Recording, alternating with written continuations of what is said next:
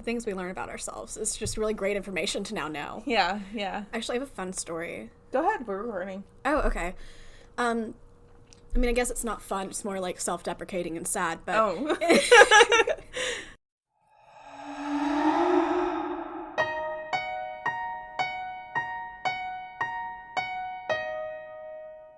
In the 6th grade, I was, we were in history class, and for some reason we were watching, like, old videos that students, like, a decade ago had made for projects. Okay. And there was this one girl's voice on there, and it was just the most breathy thing I'd ever heard. Breathy. Oh, okay, breathy. I guess I've only seen that written down. The most breathy thing I'd ever heard. And I just thought, oh my god, this girl's voice sucks. And, like, this guy named Matt, who was, like, always very nice to me, and he was not saying this to be mean at all. He was like, hey, that sounds like Robin. And I was like, fuck me. Anyway. Yeah.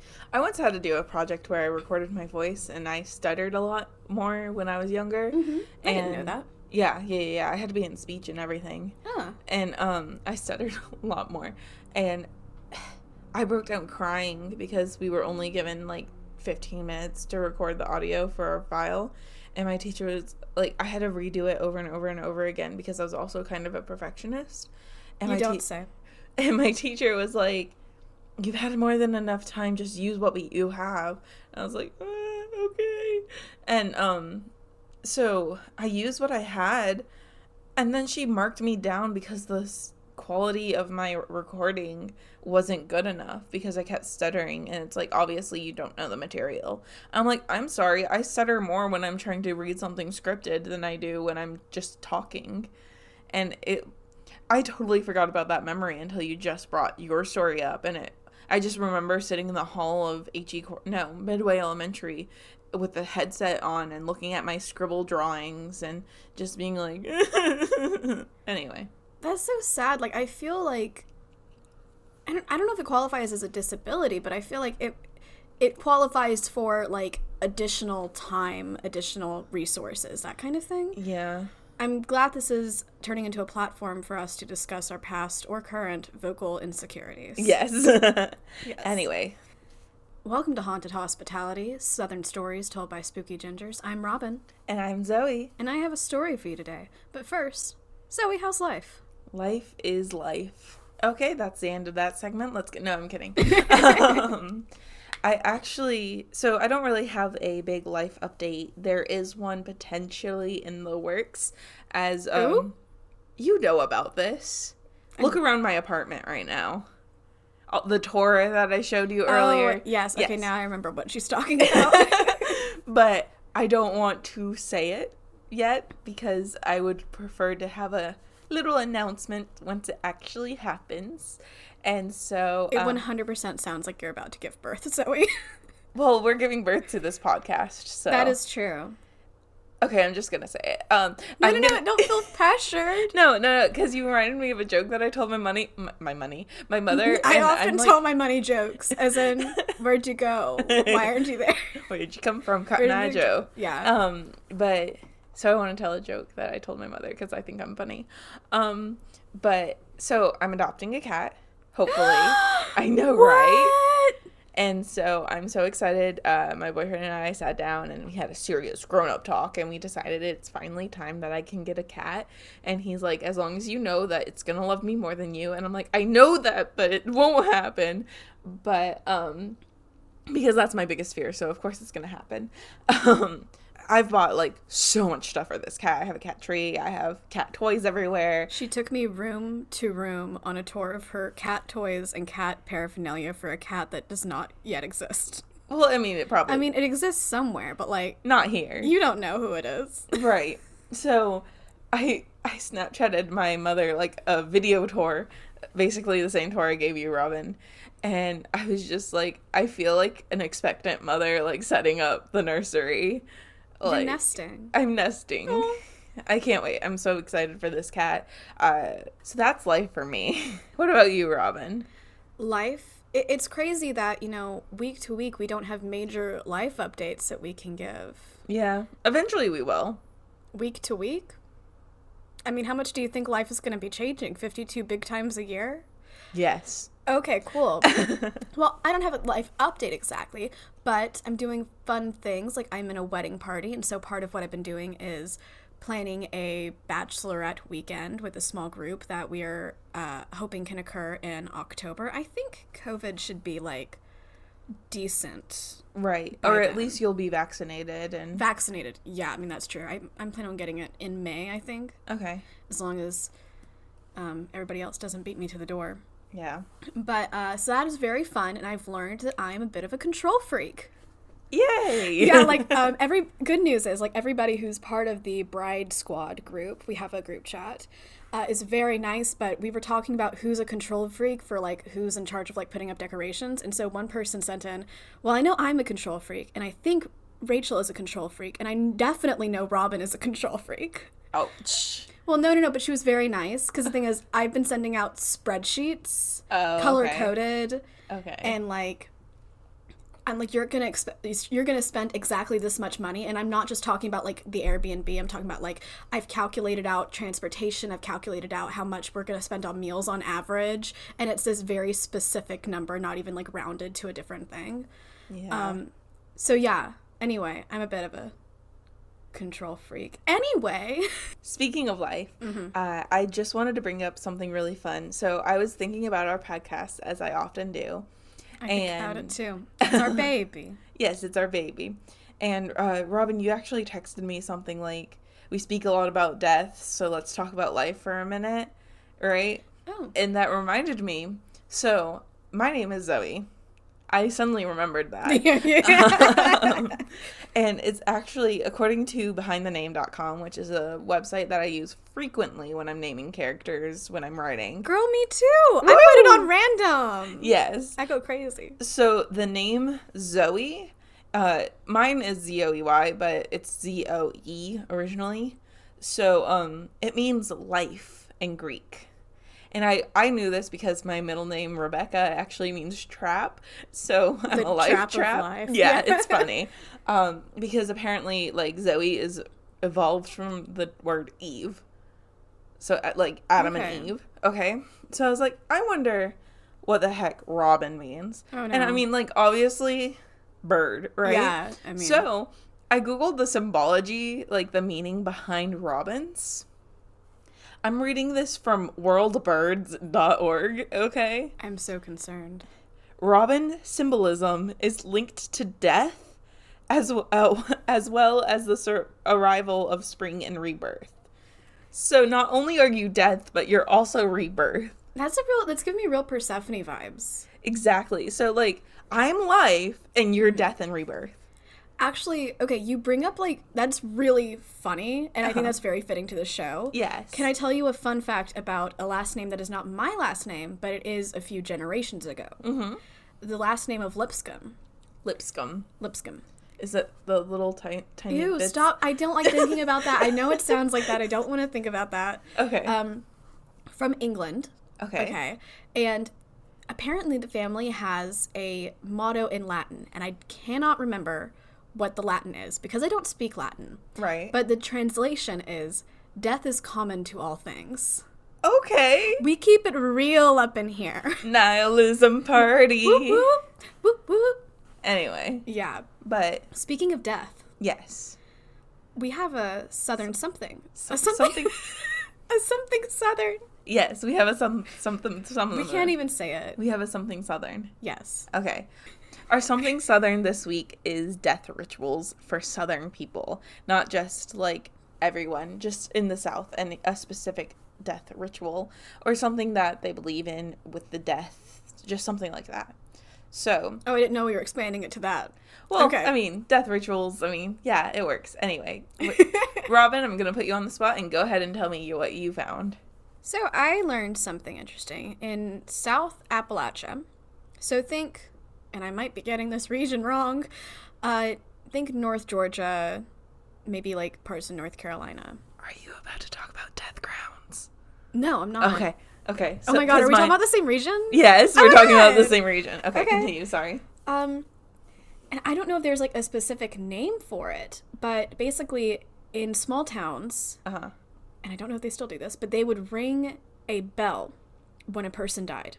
Okay. And they would ring it for, like, each toll would be like a year that person was alive. So you'd be like, okay, this person was maybe like 39 when they died, if they do 39.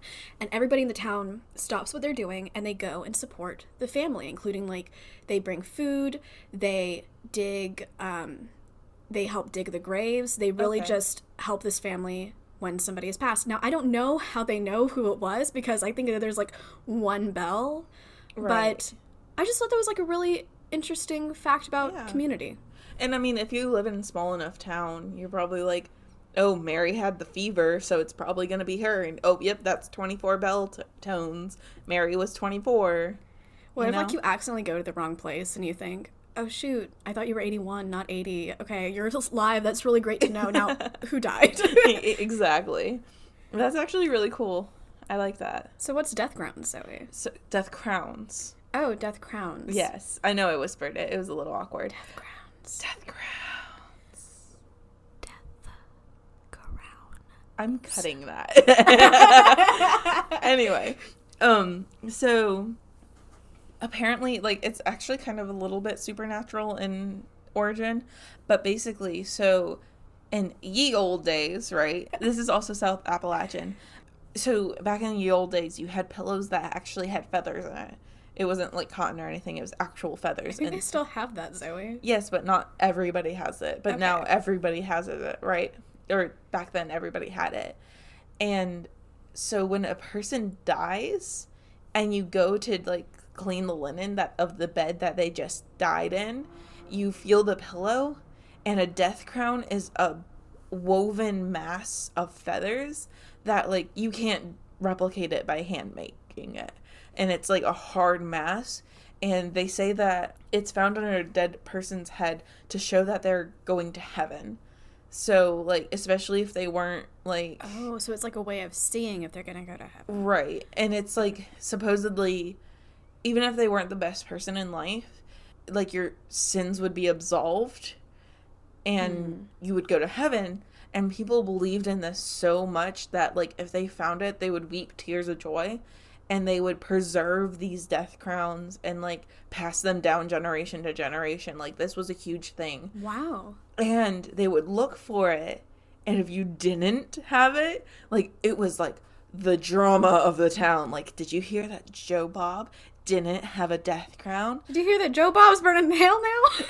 Essentially, yeah. Wow. Yeah, and let me just open my source link. Oh, no. Because I got this from the Farmer's Almanac, which is, like, such a cool area to get it. But there's a couple other names for it that I wanted to read out. Oh, by the way, I got mine from sevenponds.com. Okay. blog.sevenponds.com.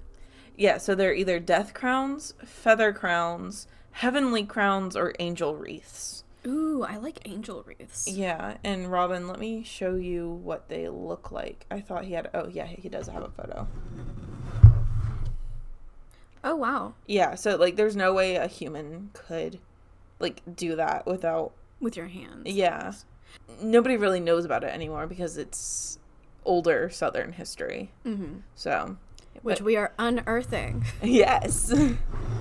That's really interesting. You know, I can imagine that people would make those death crowns by, like, okay, if you are really sick and you're in bed a lot and you're sweating and maybe, like, you're tossing and turning, I can kind of see that. So basically a death crown, the photo she showed us, it's like feathers almost like swirling into each other in like almost a circle. That's quite interesting. Yeah. Thank you for sharing. Thank you for sharing. Would you like to share your story now? I would, yeah. Well, too bad. Oh, all right. Well, this is where we would put a sponsor break if we had one. Hint, hint. Hint, nudge, hint. nudge. Anyway. Yes. Okay. So, Zoe. Yes. Robin. If you drive 15 minutes south from Siler City in rural Chatham County, North Carolina, you'll find a place called the Devil's Tramping Ground. That sounds like fun. The Devil's Tramping Ground? Yeah. Tramp. Yeah, it actually does sound quite fun. The name is a fun name. Pine trees and red oaks line the edge of this clearing in the woods, and grass and low brush stretch out from the trees, stopping only as they reach a barren, 15-foot wide circle, too perfect to be natural. In the center of the circle, the soil is pure black. Only a plant called wiregrass will sometimes grow there, so sparsely you can barely see it. Mm-hmm. Locals say that at night the devil himself walks along the 2-foot-wide outer path of the circle, planning how he will enact evil in the world. They say his hooves tramp out any plants that would otherwise grow, and that he moves objects that lie in his path outside of the circle. So Zoe, Yes. if you were walking around the devil's tramping ground at night, thinking of what evil you could plan into the world, what evil would you choose? What evil I can plant into the world? Like, what would you do? Like, if you're making, like, these evil plans, what would you do? I can tell you what I would do, and then you can think about what you would do. Yes, please, because I have no idea what you're asking. I would be planning a major heist of IKEA. Stealing. Okay. I want throw pillows. I want many, many throw pillows. So you'd go to this circle and just be like, ooh, throw pillows. Yes, that's exactly what I would be doing. Okay. But, like, also having, like, a blueprint in my mind of IKEA and, like, how I would throw off this big heist. Because I'm stealing more than throw pillows, but I'm really there for the throw pillows. Okay. Yeah. I don't know what I would do. Okay, Zoe, you can do anything. What's any fun thing that's, like, technically illegal that you would like to do? I thought this question was tailor-made for you. My brain is empty. Okay. How about this? You can come back at me. Okay. Okay. I mean, rule the world? I don't know. Rule the world, Yeah. and then what would you do, Zoe? What would you do? Socialism. Okay. So I'm throw pillows and you're socialism. Yes. Highest of 5s. Nice. Okay.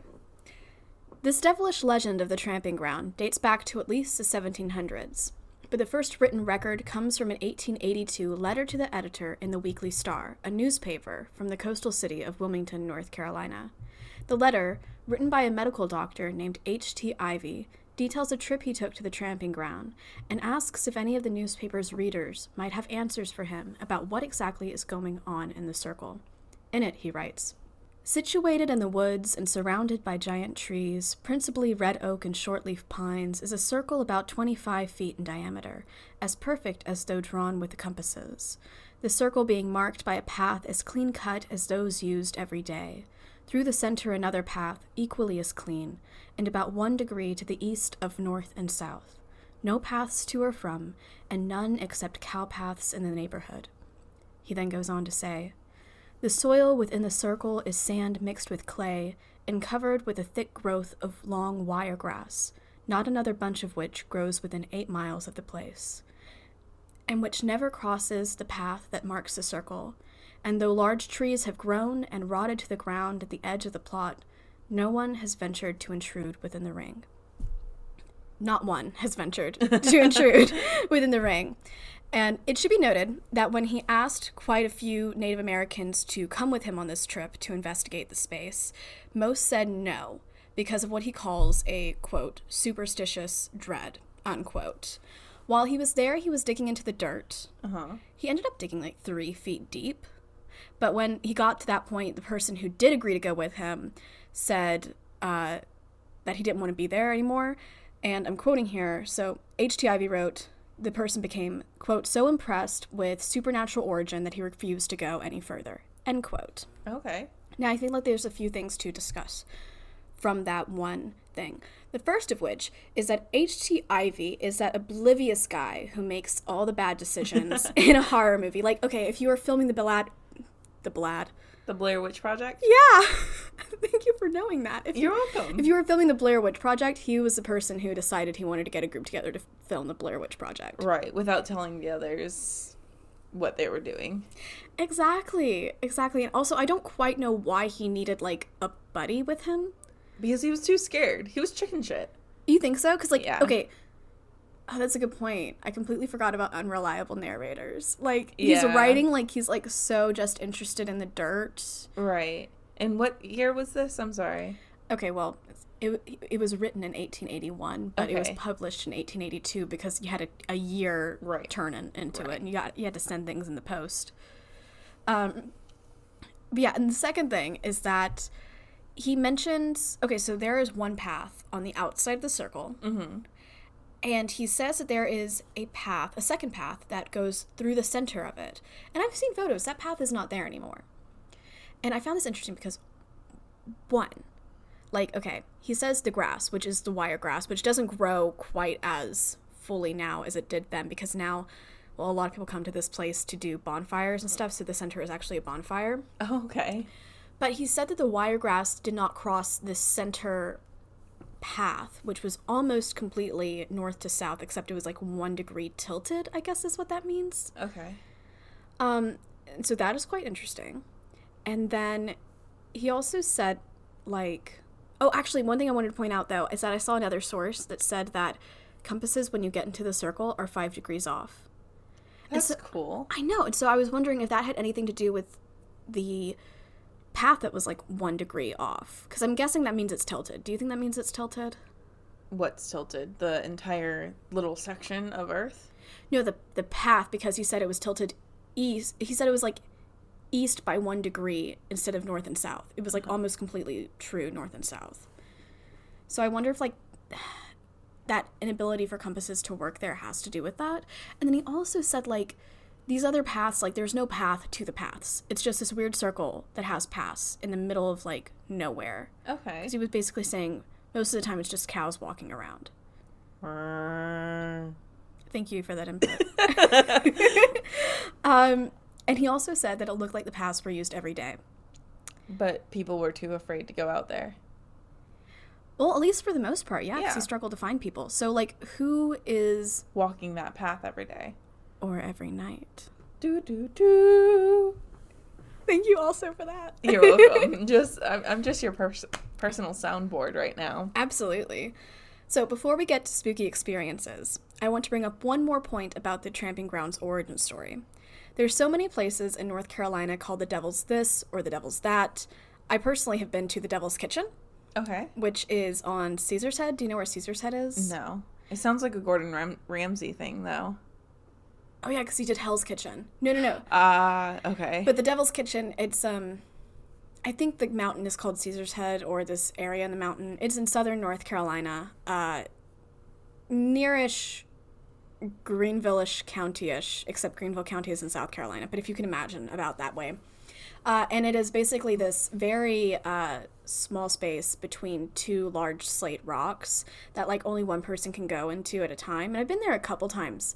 And I don't know why they call it a kitchen, and I don't know why they call it the Devil's Kitchen.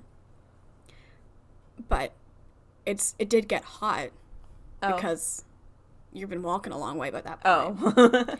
Oh. Okay, but there's a lot of things called the Devil's This or That in North Carolina, and a lot of this seems to be because of European settlers who came to the state in the 1600s and 1700s when Europe was obsessed with the devil, and witch trials were kind of running more rampant. So kind of like think the satanic panic of the 80s, except, you know, like much, much worse than that. The Satanic Panic at the Disco? Oh my god! Sorry, yes. That'd be really interesting. Because he has, like, in I think his latest album, he has, like, this one song that's called Say Amen Saturday Night. And it's like, because, you know, the album itself is called Pray for the Wicked. It's very interesting. Satanic Panic at the 80s. Okay. At the disco, not at the 80s. Okay. So basically, I'm wondering if at that point when the European settlers came in, and I'm not really educated enough to know this, but I wonder if the Native Americans that H.T. Ivy spoke to had adopted this satanic belief about the tramping ground, or if they had their own beliefs about it that are separate from the Judeo-Christian belief system. Right.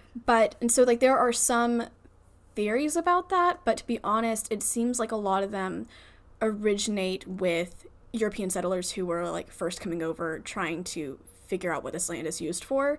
And so I don't want to necessarily, like, give credence to them because I'm not quite sure. I don't think those stories originated with Native Americans. You know, I think it was just, like, conjecture.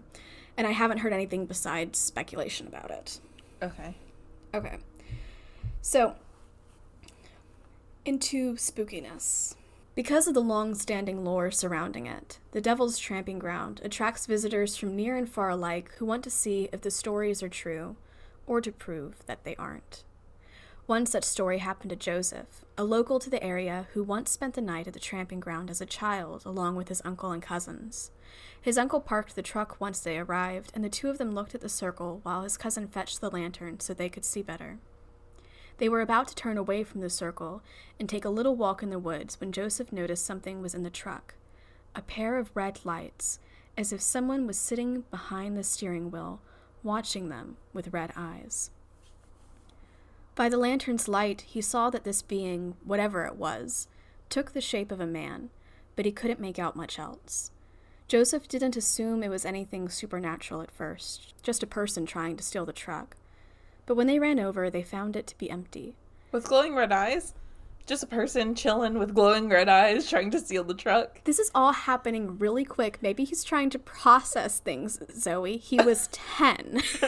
Oh, okay. I thought it was... Okay. Okay. So, the man who had been in the driver's seat, or whatever it had been, had somehow vanished without a trace. Dun, dun, dun. Thank you. After that, a smell lingered in the truck, a smell he could only describe as straw from a broom set on fire. As in the straw is set on fire, not the broom itself. I was very confused at first. Really? I've pictured the whole thing on fire. Well, I think he's just talking about, like... Just a straw? The straw. Because Okay. we're talking about the smell of it. We're Right. not saying there was a broom on fire. Okay. And day by day, the smell only grew more powerful before it vanished as well, just as the red-eyed man had. Joseph isn't the only one to see these red eyes either. It's actually one of the more common experiences at the tramping grounds. People who drive by notice a pair of red eyes staring at them as they pass in their cars. And even some visitors who don't see anything out of the ordinary report a distinct feeling of being watched. So that's my first story. Okay. First spooky experience. Spoopy. Yes. So actually, I kind of wanted to bring up a facet of this story. Uh-huh. We hear a lot about, like, in horror things, demons. Mm-hmm. You know, it's like any horror movie, a ghost isn't scary enough anymore. It has to be a demon. Right. So... I'm just picturing that scene in the Annabelle prequel, or maybe the Annabelle where it's like she's in the elevator and it's like crawling on the ceiling at her. I think this was one of the moments that I looked away from the screen. Oh, okay. Well, I didn't, and it's vividly in my mind. Zoe and I have a habit of when we go to the movies And we watch horror movies together.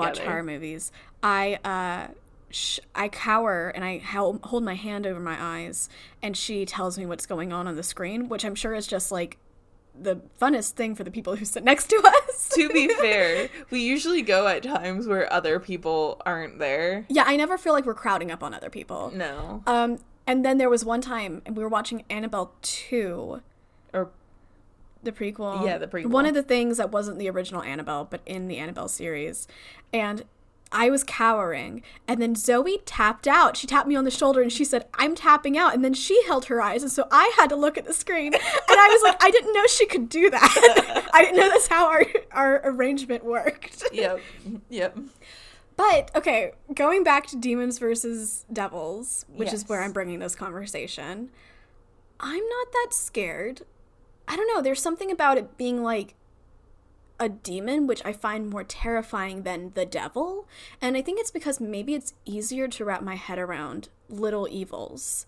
Right. Rather than like, this is where the big evil is. Because if I think of Joseph's story in terms of the devil, I'm like, okay, well, that's a very scary thing to experience. But it becomes much more tangible to me if I think of it as a demon. Okay. Yeah, because I guess the big man wouldn't be here. It's like, oh, yeah, it's the devil, all right. But any of his lackeys can be here, sure. Exactly. And like, I don't know, I mean, who reports... Well, I guess this guy reports seeing the devil. I was about to say who reports seeing the devil, but versus who reports seeing demons. But I guess this guy does report seeing the devil. I don't know. I feel like it's easy to get the two mixed up. I feel like if you see a demon, you can be like, oh, that's the devil. But if you see the devil, you're like, that's the devil. That's the devil. There's no way that's a demon, you know? Yeah. Yeah. So maybe it's like, it's not strong enough of a being for you to be like, yeah, that's the devil. You have to believe, it just has to be a demon. Gotcha. So do you think this could be the devil or a demon? Oh, probably a demon. Okay. Granted, I don't know if the devil exists. Yeah, that's kind of like where I'm like, I don't actually think the devil necessarily exists, but I don't find myself saying that about demons. Right, because demons can exist without having a religion aspect to it, because demons have existed in multiple cultures. Like, my favorite demons are Japanese demons, but that's because I'm a fucking otaku. And, or weeaboo, excuse me, that's the more common used word. I think that's a good point. I mean, like, I personally am religious, but, like, I also don't necessarily think there's a big bad out there that's just, I'm gonna be evil, Rawr. and I'm the big force of evil in the world. Right. And to be honest, humans are probably the big force of evil in the world. I mean, like, yeah. Okay, glad we agree on that. Okay. Oh, I forgot about this part. Oh, no. I'm so excited. Okay. No, it's a good thing. Did something out of order. No. I scrolled down, and then I was like, oh, we didn't go... Yeah. Okay. Using supernatural investigatory lingo, I'd call what Joseph experienced a full-bodied apparition. Just not of a ghost, because usually you hear, like, apparition, ghost. But he saw a full-bodied something, and I do not think that thing was human. Okay. But I have a video to show you. Oh, shit. The poster claims that he caught a ghost on camera at the tramping ground. Oh, shit. Yes, are you ready? And we will cut the audio of this because I don't know the legal grounds. So I'm actually going to mute the video because you don't need the video. Okay. Yeah. So we're just going to listen to our reactions. Yes. Okay. Also, you might see my friend texted me a lot. Okay. His name is Kevin the Custodian Ghost Hunter. And we're going to link to this, right? Yeah. This is probably going to be either in the show notes or on the WordPress, whichever we choose. You missed it, by the way? I totally did. All I saw was a ginger kid. Okay, do you want me to point to it, or do you want me to... Sure, point to it. Okay. Like, pause it if you can. They have a slow-mo version. Okay. Oh, there's like a white mist in the background. Yeah, but it's like a moving white mist. Yeah. So they have a slow-mo, and then they have a super slow-mo that's zoomed in. This guy needs to go back to film school, by the way. But that could easily be like somebody in a white outfit just walking through the woods. See, I thought about that too. And to be honest, that's probably what it is. But there is like this weird, like, mistiness almost to him. Because it doesn't look like... Yeah, this guy, he's doing a zoomed in. Yeah. It doesn't quite look like... I mean, it's definitely a person walking. Right, but it's like walking with a certain type of, like, stillness. You know? Like a human wouldn't be gliding like that. That's kind of cool. I didn't even think about it like that. I was thinking more of, like, that they seemed to be a little bit luminescent. Mm-hmm. And they seemed... Like, okay, I'm looking at you and I see your edges. It seems like that person... edgy. Yes. And it seemed like that person's edges were... blurred. Yeah. Yeah. In a way that I don't think is altered. Right. It looks like it would be like a person in a white robe with a white veil on top and like T-posing while gliding through the forest is what I saw. Okay, so wow, that's not what I saw. I actually saw like him loping. I would call that a lope, a walk. Because I saw like him move like this. Okay, you can't see I'm walking. I am shimmying my shoulders in a manly fashion. Okay, but... Yeah. Do you think that could possibly be a ghost? Oh, definitely. Or it could be 3 guys dicking around in the forest. I mean, any of this is, like, possible. Okay, but I wanted to share that with you. While searching for first-hand accounts of the trapping ground, I came across commonalities between the stories that don't always have to do with the place's official lore, such as things going bump in the night between 2 and 3 a.m., and an indescribable sense of malicious energy coming from the circle itself. The most detailed of these accounts I found comes from Redditor ARESOG, who describes a spooky trip he and 2 of his fellow Marine buddies took, much like the time you and I, Zoe, went to Charleston to hear and or experience ghost stories.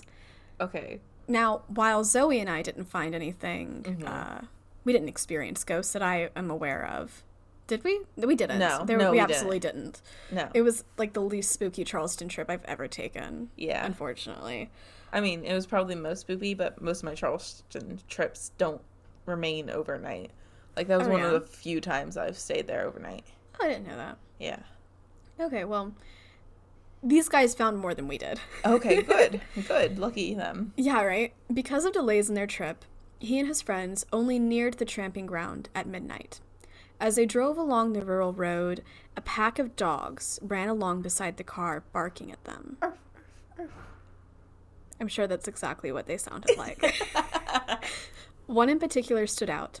Its fur was black, and it was the only dog to remain silent. As it ran ahead of the car, it felt like the dog wanted the group to stay away from the clearing. The pack didn't follow the car the whole way, though, stopping some time before they reached their destination, as if they didn't want to go there themselves. As the Marines got their camp ready in the circle, all seemed fine. They did feel as if someone were looking at them, and every now and again they'd hear footsteps. But they weren't assuming it was anything supernatural or dangerous, just normal wildlife in the surrounding woods.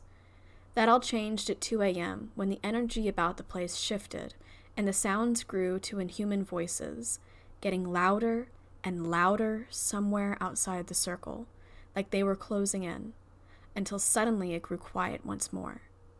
Immediately they saw a light nearby, the one from the inside of their car that had been off for as long as they'd been sitting there. The doors were open too, and if that's not an invitation to leave, I don't know what is. Listener, they did not leave. Oh no. They instead sat again in the circle, this time much more tense. No one spoke. A half hour later, the voices started up again, except this time it was different. From all around in the dark forest came a beautiful, wordless song, a sound that is impossible to describe. At that, the Marines did leave. So quickly they left all their belongings, only to come back for them the next day. Okay. Yes. And did they post that Reddit so eloquently? I mean, it was like a good story, but of course, I didn't You quote poeticized them. it. Well, I of course didn't write what they wrote there because that's what they wrote. I didn't plagiarize. But I did make it sound pretty. So one thing I want to bring up is, I think that if I were in that circle with you, let's say. You wouldn't be in that circle with me. Okay, Zoe. But, okay, if I was, and I felt like we were being watched and I heard footsteps, even if I wasn't thinking supernatural, which would definitely be in the back of my mind, I would say, let's get out of there. Because, I'd be worried we would get kidnapped or murdered or something, you know? And then when the doors opened in the car and they didn't leave, now granted, they had been drinking. Of course, they're Marines. Okay, they had been drinking. And so maybe part of the issue is that they didn't want to drive. And he said that basically the scare sobered them up. And so then they did drive when they heard the voices come back again. But singing. And it's kind of interesting, too, because the first time he described the voices, they sounded very aggressive, and he said male. Mm-hmm. And the second time, it almost sounds like it's lulling you, and it was a woman. But it still got, louder and closer. Well, the thing about the dog, you said the black dog. Do you remember the Grim Reaper dog story? No, but I was actually going to bring up the dog for a different reason. What's the Grim Reaper dog story? So there's this old belief that whoever the first body that you bury in a new graveyard, they will stay there and they will guide the remaining souls to the heaven or whatever you believe in. So they would, the first soul would bring you to the afterlife. And of course, nobody wants to be stuck on Earth. Yeah. Right? So they would bury a black dog every time. And so there would be a black dog that would guide the souls to the afterlife. So the fact that there's a black dog and he's telling you to stay away. Oh, shoot. That's kind of intense. So actually, this brings me to a point I wanted to bring up, which was a thing not so much described as a black dog, but as resembling or looking like a black bear. So in the 1930s, there were reports going around about a black bear that would not actually a black bear, like they said, something that looked like a black bear that would scare people away from this place. It didn't let people in. Okay. And then those reports died out. I'm assuming with the death of the animal. But I was wondering, well, why did you say it looked like a black bear versus it was a black bear? Because I've been near that area, but I came up with a map, and I didn't come up with it. I found a map. Google came up with Google came up with a map of where black bears are, and I'm going to show this to Zoe. That's so cool. I was going to ask you, well, are black bears native to that area? See, I thought so because I'd been in Gatlinburg, Tennessee, and saw black bears, but that's about over here. So, okay, this green over here, this darker green, is where black bears are. And for listeners who are not Zoe, this is kind of trailing along the border between North Carolina and Tennessee. But this story really... right where the mountain line is. Yes, in the mountains. But this story doesn't take place in the mountains. It's really kind of in the center of North Carolina. Which... there's green on the left, there's green on the right, but that entire center area is completely blank. Yes. Now, is it possible that a black bear found its way, like, miles and miles and miles and miles and miles and miles and miles away? Yes. Is it probable? I don't know. Because the thing is, I feel like if you saw a black bear, you even if it wasn't there... Okay, there's barely any green in South Carolina. There's barely any green? There's barely any green. But still, if I went outside and I saw a black bear, I'd be like, yo, there's a black bear. I wouldn't be like, there's a thing that looks like a black bear out here. Right. Well, and there's, like, another way a black bear could get there is, like, circuses, you know? Like, my grandfather has a photo he loves to show me of his uncle. Mm-hmm. And he was... some male figure related to my grandfather, and it's a photo of him wearing boxing gloves, and he's like tapping a bear's chin. He would box with a bear with a circus. So apparently that was like a common act with the circus. So if like the circus was traveling and lost their bear, yeah, okay, yeah, I have a bear fighting great uncle or something like that. I'm not surprised. What? No, it's not a dig. I'm saying that, like, you always seem to have, like, very interesting stories. You know what I mean? That's what I mean. Yeah. My grandfather showed me the photo, I think a year ago now. I'll have to see if I can get him to send me a picture of it. Check out our socials, guys. Maybe. Maybe. Okay. So... with all the stories of odd energy coming from the circle, some describing it as a sense of evil, another describing it as a soundless vibration, there is indeed something going on with the devil's tramping ground. Tests on the soil have determined it to be fertile, though still nothing grows. A sign used to say that it was an energy vortex, though that was unscientific, New Age, and has since been taken down. Many people wonder if the circle is the site of a UFO landing, or if indeed the devil walks there at night. The only thing we know for sure is that those who live in the town of Bear Creek, North Carolina, live with this mystery as part of their daily lives, wondering what is the devil in their backyard. So that's my story. Whoa. Yeah. All right.